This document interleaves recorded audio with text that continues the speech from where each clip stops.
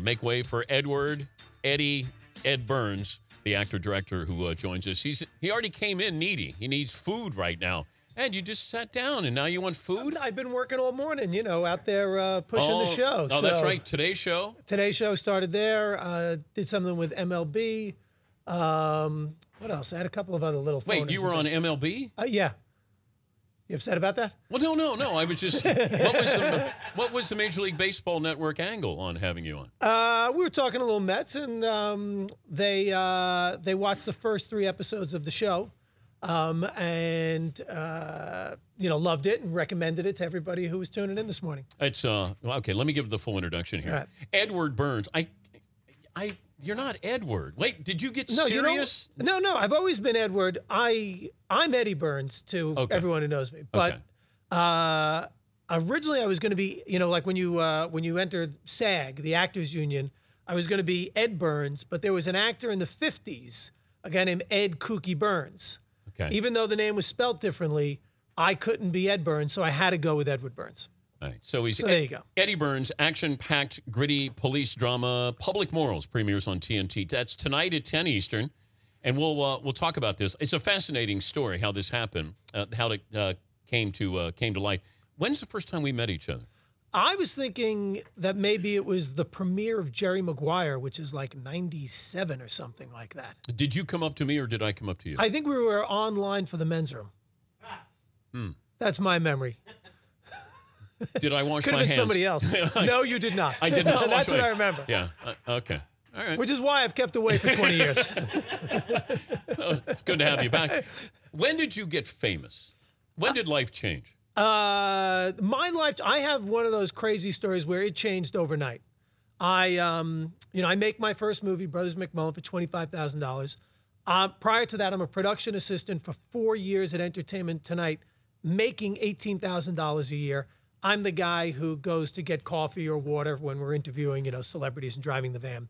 That movie gets accepted into Sundance, and at Sundance, the film wins the grand jury prize, and we sell it to Fox Searchlight, and it's their first movie that they ever distributed. So that night at Sundance 20 years ago, my life literally changes in an instant. But what is different about your life after that night? The most obvious difference was I was making more than $18,000 a year and could move out of my rat-infested tiny studio apartment that I had in the West Village. Are you a player after that? A player, like out in New York City, like partying? A Hollywood player, party, like the whole scene? Not really. I stayed in New York for 4 years. I made 3 more little indie movies. My life doesn't then take that next jump until after Private Ryan. And after Private Ryan, I move out to Los Angeles and I give LA a shot for a couple of years. And then I'm doing a movie. I'm living out there for 2 years. I like LA. I don't love it. And then I'm acting in a movie called 15 Minutes, that De Niro movie. And we shoot the first half in LA and then the second half back here in New York. And when I got home to New York and I'm making that movie, we're shooting a chase scene on Madison Avenue on a gorgeous summer afternoon, and I was like, what the hell am I doing in L.A.? And then I basically went and found a new apartment and never left. In New York? In New York. I stayed in New York ever since. Oh. Yeah. I live like 8 blocks from here. You do? Yeah. No, we do our color timing and editing either 1 floor up or 1 floor down from here. In this building? In this building. We haven't seen you. Yeah. I haven't seen you either. Yeah. Well, I dodged you when I see you in the lobby. I washed my hands today. Good. Just to let you know. All right, Saving Private Ryan. First of all, how do you get cast in Saving Private Ryan? All right, so the first 3 movies, I have no intention of being an actor. I just want to write and direct my little movies, and I'll play a part in them.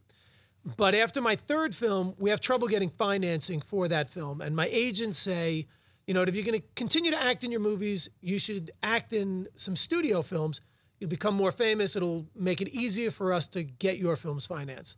After McMullen, I start getting acting offers for, Hollywood films, but I know that I'm not really an actor yet. Brothers McMullen, we shot 12 days. I worked as an actor in 7 of those. I have 7 days of acting experience. I'm not ready to show up and act opposite real actors. Yeah. But after 3 films in 3 years, I felt a little bit more confident. I felt like I kind of got a handle on it. So I tell my agents, all right, I'll go up for some jobs. One of the first scripts I get is Private Ryan. And they originally tell me to look at the part of the Sarge that Tom Sizemore eventually played. When I read that part, I mean, that required some real acting. There was another part of the wise ass from Brooklyn. And I was like, I don't think I have the chops for the Sarge, but I can definitely handle the wise ass from Brooklyn. So I told my agents, what do you say? Like, put me up for that. And they didn't have to change the accent too much. Did not have to work on the accent, which I've never been able to lose. But you saw what your limitations were, which is pretty smart with limited experience. That you're saying Sizemore could do that. And when you look at the movie, you realize Sizemore was perfect. Oh, perfect for it. Yeah, absolutely. I heard a story last night that you're on a there's a scene there and you blow your lines. Saving Private Ryan. So here's Spielberg. And then he comes over and talks to you about the timing issue here. Is that true? Yeah, it was a scene involving Sizemore. It's after we storm the beach and we climb up, we're at one of the sort of, what would you call it, the gunnery. Bunkers? One of the bunkers, there you go. So there's a shot that starts on a crane looking out over Omaha Beach. We see all the, the Higgins boats landing on the beach, explosions going on. The camera pulls back, and then it reveals, I think, like Giovanni Ribisi, then Adam Goldberg, and then it comes all the way to Hanks, and then lands on me. And the scene is supposed to be, I think Hanks hands me a grenade. I'm supposed to pull the pin as Sizemore sort of works off of the bunker. I'm supposed to toss it to him so he has a better vantage point to toss it into the bunker. That's the scene. Big, big shot. Yeah. It goes, Hanks pulls the pin, gives it to me. And you're amped. There's explosions going off. There's machine gun fire. Extras are running around. I take that grenade, and I'm jacked up. I throw it clear over Sizemore's head. Cut. Stephen pulls me over. He goes, "Hey, okay, Eddie, I don't want you to worry about it. All right, we'll get it again on the next one. But I just want you to know that shot cost more than your last movie." So, does that make you more nervous? No, he was trying to relax you. No, he was trying to relax me. And Stephen's great. I mean, he was great with all of us. We were all, that whole cast, with the exception of the two Toms, we were all, actors who had only worked in indie films. Me, Barry Pepper, Giovanni, Adam Goldberg, Jeremy Davies. So this was all of our first studio film. We were all, big film buffs. All of us, some of us had made, Vin Diesel was another guy. We'd all made our own little movies as well. Yeah. So we were constantly bothering Stephen to say, hey, can we look over your shoulder? Can we watch how you do this? It was like, for all of us, it was like graduate film school. And he couldn't have been more generous with his time. Tom Hanks, big deal. Big deal. Best guy there is in the business. Do you know, I was at the Academy Awards post-party at Saving Private Ryan. Oh, really? Yes. Where was that party? I don't know where it was, but it was a really... You were bombed. No. It looked like everybody who was there waiting to be decorated for that movie was bombed. Yeah. I'm sure. It was really subdued there. We were going to go to Shakespeare because in Love. Shakespeare in Love won, yeah. So my wife said, let's go to Shakespeare in Love. I said, no, Saving Private Ryan, man, it's going to win. Yeah. And we go, and I've had wakes that are more enthusiastic than that. Yeah, everybody was pretty shocked that we didn't win Best Picture that night. Yeah. So I went, that's the only, post-Oscar party I've ever been to. I mean, maybe that's where we first met. It probably could be. Could have been. Yeah. Were you bombed? No. It was a good time. But no. But it was an altercation in the bathroom that night. I remember, but we won't get into that story. Well, one of the actors was bombed, and there was somebody got rushed out of there with a bloody nose. I remember. So Sizemore had to be involved in this. I have no idea. Tom Sizemore. Did Sizemore have the bloody nose, or did he give somebody a bloody? You do not remember. You brought it up. He's Eddie Burns joining us. When we come back, we'll talk about public morals, how long it took from the start or the genesis, the idea of this, to actually being on the screen is really incredible. And we'll come back. We'll talk about that. And a few other items as well. Did you got the kids here? I mean, wife, everybody? Oh, yeah. We all live in New York, but in the summer, we go out to Long Island and the Hamptons. Yeah. And, school ends. We pack up the apartment, move out there, spend the summer out there. And then if we have to come into town for work, we'll do that. but the kids stay out, and my daughter today is riding in the Hamptons Classic, and my son is at basketball camp. Now, the house in Entourage was not your house in L.A.? No, it was not. no. Okay, Yeah. okay. Just down the street, and they got the horse and the whole Yeah, thing. yeah. That was not true. That was not me. That was no. not. That or was not true. Yeah. That's not true. All right, we'll come back with Eddie or Edward, but not Ed Burns. We'll do so after this. All right, good deal. All right.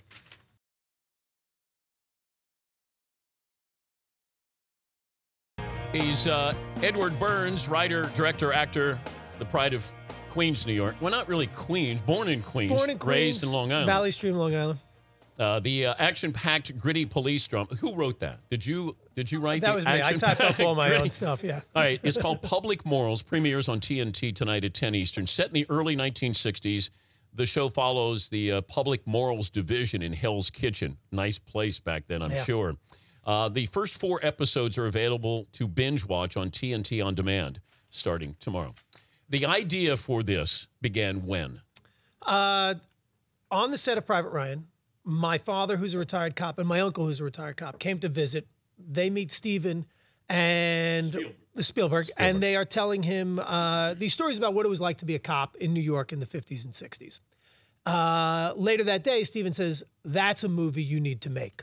And afterwards, DreamWorks, I write a script for DreamWorks, which was my attempt at an Irish-American Godfather family saga dressed up in police clothes. And we couldn't get that film made. You know, flash forward 18 years later, TNT asks if I'm interested in creating a TV show. I really didn't have an idea in mind, but I came home to New York and I thought about, like, you know, my passion projects that I couldn't get made. One of them was that idea. So I went back into, I didn't use any of that script, but I went back into all of that research I did about what the police department in the city was like in the 50s and 60s. And then the other passion project I had was we found these pictures of my great-grandfather on his roof in Hell's Kitchen with his champion pit bull that he used to fight. And he had a trucking company in Hell's Kitchen, you know, in the 20s and 30s. So safe to assume he was probably something of a half-ass gangster. Yeah. So I became obsessed with the Irish mob in Hell's Kitchen.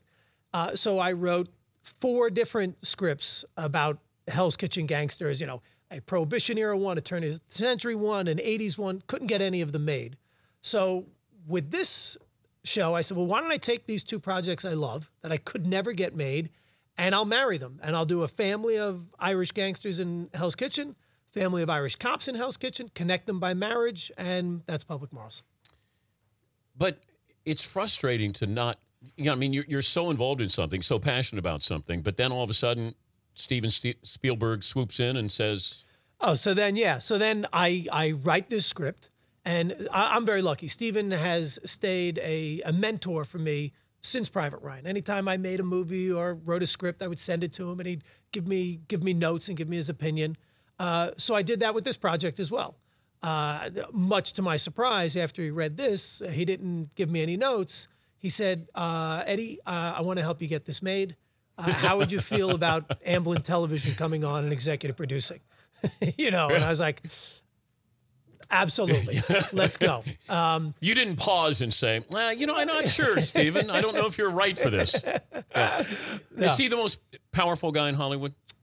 I mean, he's got to be. If not, yeah, I mean, I would think so. I can't imagine who's more powerful than he is. And the great thing is, you know, when he's in your corner, the answer to most questions is usually yes. Absolutely, we want to make this show. Yes, you can shoot it in New York. Yes. You like Brian Dennehy? Yes, you got him. Rappaport's in this too? Rappaport, Tim Hutton, Kevin Corrigan. I mean, the great thing about making a show in New York is you've got all these great New York actors. Yeah. But, you know, there's those famous folks. But then there's also, you know, like the supporting players, the guy who might play a waiter who drops the dime, who gets whacked in 2 episodes. That's a guy who just came off of an 8-month run on a Broadway show.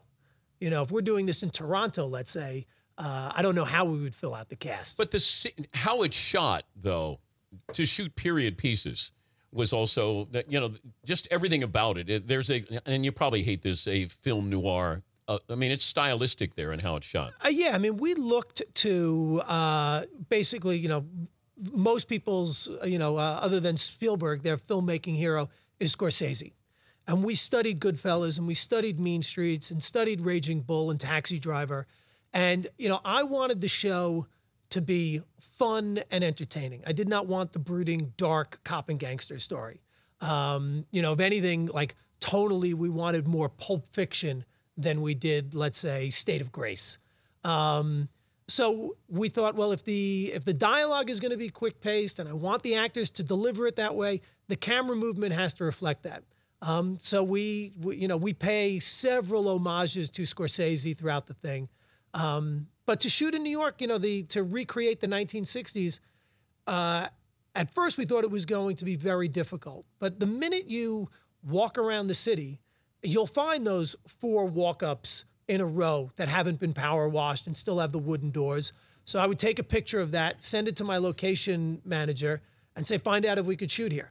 And that's what we did. So we would find these little pockets all through Manhattan where, if you put the period cars and trucks on the block and the extras in the clothes, you could step back in time like that. Rappaport's a crazy guy. Yeah. Right? Yeah. Now, he's crazy sports. Crazy sports. Fantasy guy. Are you in fantasy? I'm not a fantasy guy, no. I just don't have the time, I wrote all 10 episodes of this. I mean, I love my sports. I love my Mets. I love my Knicks and my Giants. But the fantasy, Have you ever pitched a sports movie? I wrote a script years ago. I was a pretty good hoop player, and I wanted to get my game captured on film before. Wait, this is a vanity thing? No, it was total vanity thing. My very first script was about a high school basketball player. And I wrote the part for myself thinking, when I still had my ups and still had a J, I was like, all right, we got to get it captured on film. But now I got to play the old grizzled you coach. have to play maybe. the coach? Yeah. Well, now, so what was the name? What was the kind of the feel of the movie, though? The idea was a movie like Diner, where it was about 5 best friends, a group of kids who all were on a high school basketball team together. So it was like, a buddy comedy that was also a sports. Like, let's say a 1980s set Hoosiers that was less about the coach and more about the guys on the team. That was sort of the pitch. And it was a pretty good script, but it was my first screenplay. And, your first screenplays are not the ones you should try to get made. How has True Detective changed TV? Or has it? I think I think the show that changed television was The Sopranos. I mean, that really was the one that ushered in this new, a new way of telling stories.